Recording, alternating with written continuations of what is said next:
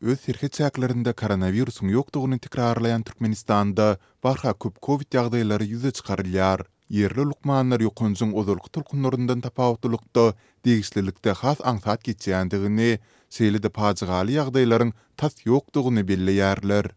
Liwabyň dolandyryş merkezi Türkmenawatda koronavirus ýagdaýlary barha köp ýüze çykarylýar. Virus tapylanlar desine kesellerin öňüni alyş gullugy tarapyndan hassahana alınıp gidilýär.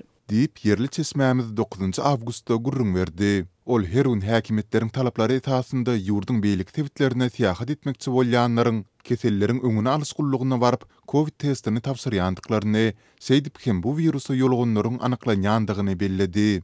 Aşgabatda Awaza we Daşoguza gitmek üçin her gün 250-300 adam kesellerin öňüne alyş gullugynda test tapşyrýar. Bularyň arasynda bir gezekde adından 25-30 adamda koronavirus ýüze çykarylýar. Ol adamlar desine üzgünleşdirilýär, şeýle-de olaryň maşgala agzalaryndan hem test alınýar. Diýip atlandyrylmasalygyny soran çesmämiz nyktady. Ol Covid tapylan bir ýaşaýjynyň öýüne ýüriti gorugly wasyndaky bir maşgala lukmananyň gelip test alanyndan soňra onuň çağlaryndan hem koronavirusyň tapylandygyny, munyň netijesinde onuň gatnaýan çağlar bagynda hem köpçüliklen test barlyklarynyň geçirilendigini aýtdy. Munyň ertesi güni gurrunga gidýän çağlar bagyndaky 4 terbiýeçiden we enekeden virus tapyldy. Olar hem şol bada hassahana ekdildi. Diýip çesmämiz çağlar bagyndaky bir näçe enekäniň sözlerine salgylanyp maglumat berdi. Bellesek çesmämiziň we azatlygyň söhbetçileriniň howpsuzlygy nukdaý nazaryndan anyk adam we yer atlaryny seýlede takyk seneleri agzamakdan saklanýarys. Sol bir wagtda azatlygyň çesmesi bilen söhbetdeş bolýan lukmanlar Covid-iň nowatdaky tulkunynyň ozalkylary garanynda has aňsat geçýändigini aýdýarlar.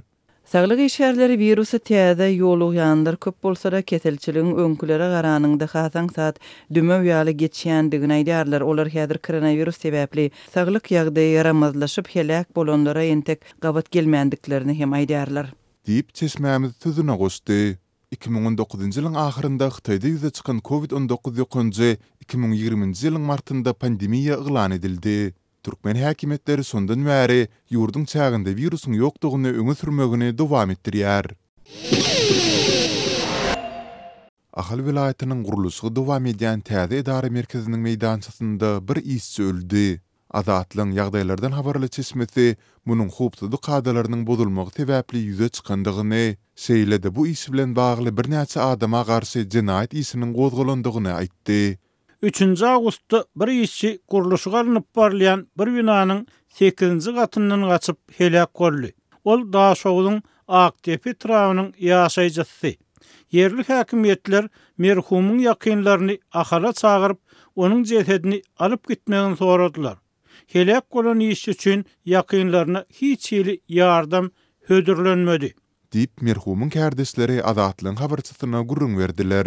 Azatlyk merhumyň ýakynlary bilen habarlaşyp degisli ruhsady alyp bilmänligi sebäpli onuň dolu şahsiýetini aýan etmekden saklanýar. Sol bir wagtda habarçymyz derňewçileriň bu pajygaly ýagdaýa häzirki Göktepe trawynyň çäginde alınıp barylýan guruluş işleriniň dowamyndaky howpsuzlyk kadalarynyň bozulmagynyň sebäp bolandygy bardaky netije gelendiklerini hem belledi.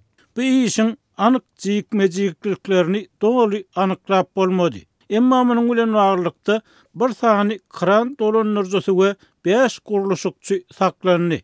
Olara garşy jinaýat işi gozgolup bir Göktepe etrap sudyna geçirildi.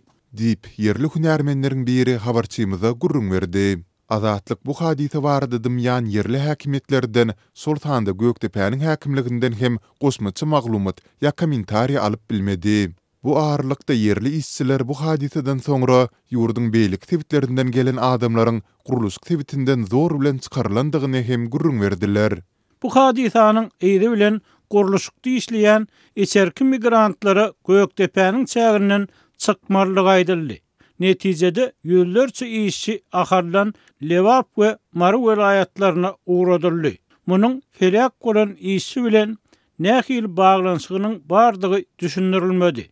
Emma görnüşinden yerli resmiler barlaglardan howatyr edip guruluşykda näresmi ýagdaýda has ardan hak üçin işledilýän adamlary çykarmagy maksat edinýärler. Diýip bu ýagdaýlara saýat bolan işçileriň biri habarçymyza aýtdy. Göktepe trawynyň çäginde gurulýan täze şäheriň düýbi 2019-njy ýylyň 10-njy aprelinde sol wagtky prezident Gurbanuly Berdimuhammedow döwründe tuturupdy. Sonda habar berilmegine görä bu ýerde 10 sany çağlar bagyny, 19 sany mekdebi, 400 töweregi ýaşaýyş jaýyny, 2 sany sungat mektebini, atçylyk boýunça ýokary okuw jaýyny, medeni binalary, sol sanda çyrk we beýleki binalary gurmak gözeňinde tutulýar.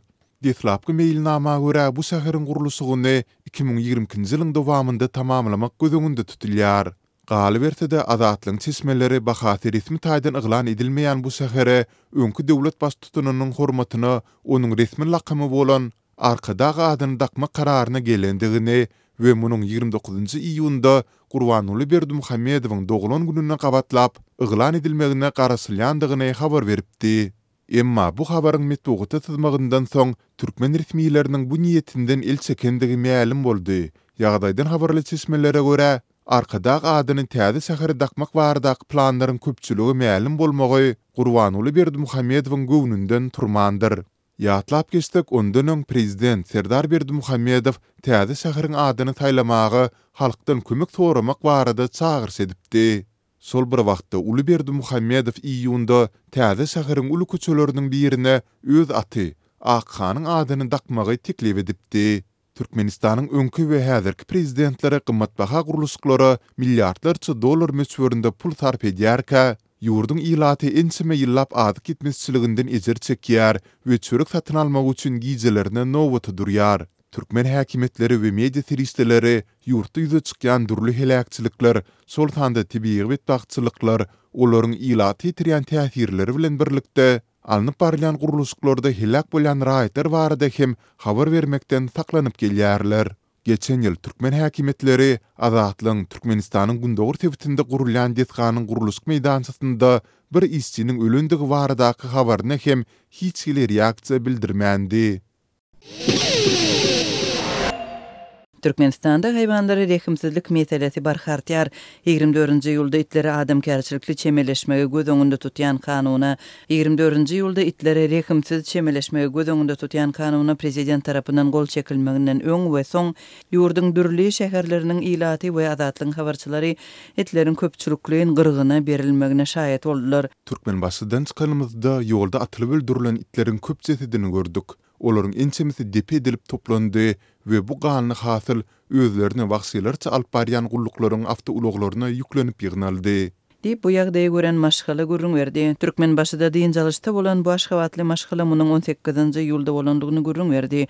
Olaryň görünleri itlere rehimli garamagy göz öňünde tutýan kanuna gol çekilmeginiň öň ýanyna gabat gelýär. Adynyň eferde tutulmazlygy şerti bilen gürleşen maşgala ýolda ýatan jesetleri uzak ýol görüp bolandygyny her bir näçe metrden ölü itleriň ýeke ýa-da üýşüp ýatanlygyny gurrun berdi.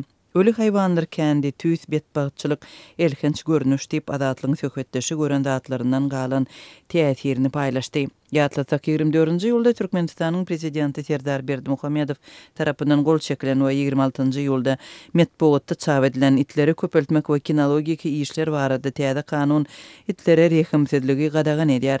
Hayvanlary goraýjylar bolup geçýän wakalary häkimetleriň ikiyüzlüliginiň ýokary derejede ýüze çykarylmagy diýip adlandyrýarlar we kanunyň kabul edilmeginiň öňü tirasynda tutuş ýurtda it awlamak we gyrgyna bermek işleriniň alınıp barlandygyna öňsi çekýärler. Hemme ýerde köpçüliklerin gyrgyn başlandy.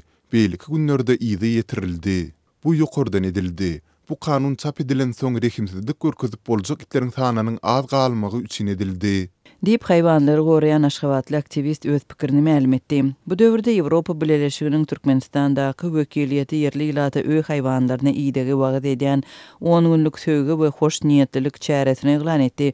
Türkmen News neşri wekiliýetiň Instagramdaky sahypasyna salgylanyp çäreniň 1-nji we 10-njy awgust aralygynda dowam etjekdigini habar berýär. Kampaniýanyň bir bölegi hökmünde Ýewropa Birleşigi Türkmenistanyň raýatlaryny öz öý hayvanlaryna ýa-da eýesiz galan hayvanlara iyide gedýän hekaýalarynda ýa-da Instagram ýazgylarynda suratlary we videolary goýmagy çagyrýar. Habarda Türkmenistanda ýaňy ýakynda tasdiklanan itleri köpeltmek we kinologiki işler baradaky kanuny goldaýar we her kime öý hayvanlaryna mulaýym bolmagy çagyrýar diýilýär.